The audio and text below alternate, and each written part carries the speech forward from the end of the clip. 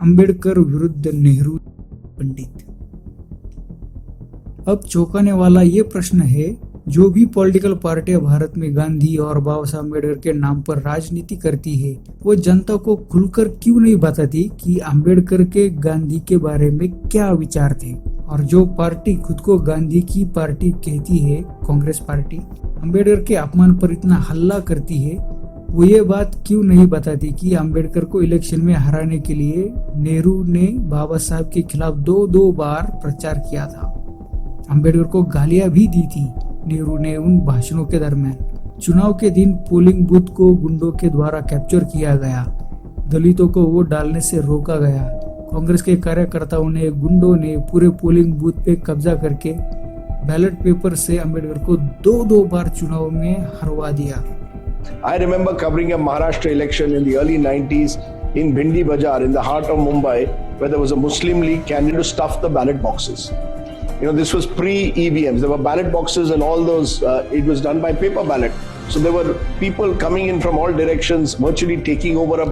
हम सब जानते हैं कि जब भारत का संविधान बनाने की बात आई तो नेहरू चाहते ही नहीं थे कि अम्बेडकर को संविधान सभा में शामिल किया जाए।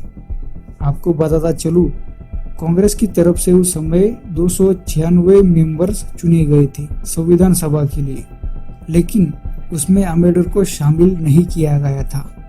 उसके बाद बाबा साहब संयुक्त बंगाल प्रेसिडेंसी से जीतकर संसद संविधान सभा में आए, लेकिन देश के बंटवारे के बाद बंगाल की वो सीट जो अम्बेडकर ने जीती थी, वो चली गई ईस्ट पाकिस्तान यानी आज के बांग्लादेश में, जहां से बाबा साहब जीतकर संविधान सभा में आए थे बंटवारे से पहले की।